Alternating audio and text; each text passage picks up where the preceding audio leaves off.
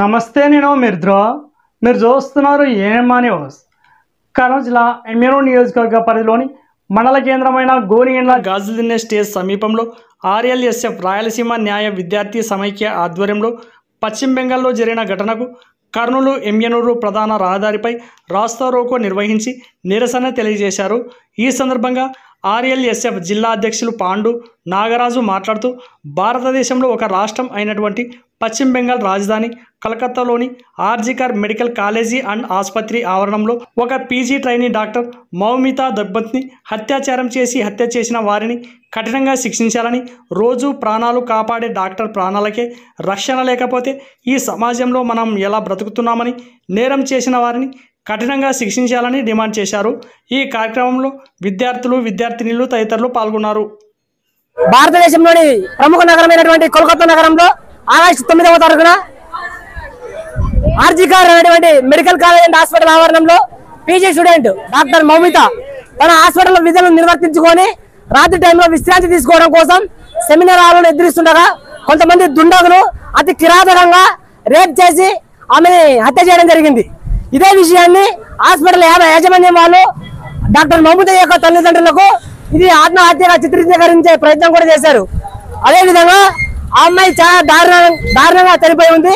ఆ అమ్మాయి యొక్క పరిస్థితి చూస్తే ఎవరైనా కానీ దాన్ని ఆత్మహత్యగా వర్గీకరించడానికి పాసిబిలిటీ ఉండేది కాదు.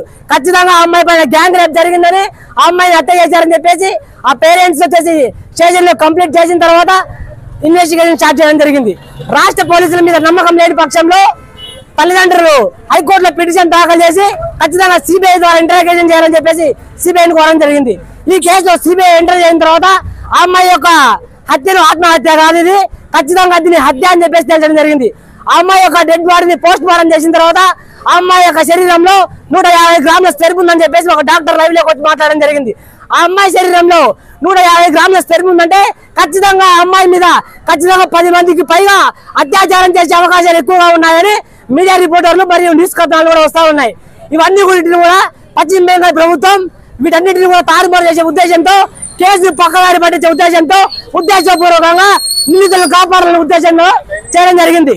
దీని నిరసిస్తూ ఈరోజు భారతదేశ వ్యాప్తంగా కూడా విద్యార్థి సంఘాల తరఫున పశ్చిమ బెంగాల్ దీన్ని ఉద్దేశించి పశ్చిమ బెంగాల్ ముఖ్యమంత్రి గారికి రాజీనామా చేయాలని, ఆ బాధిత కుటుంబానికి ఖచ్చితంగా న్యాయం చేయాలని చెప్పేసి విద్యార్థి సంఘాల తరఫున కూడా మేము పోరాటం చేస్తున్నాం. నా పేరు P Pandurangudu, Rayalaseema law student federation Gonigandla.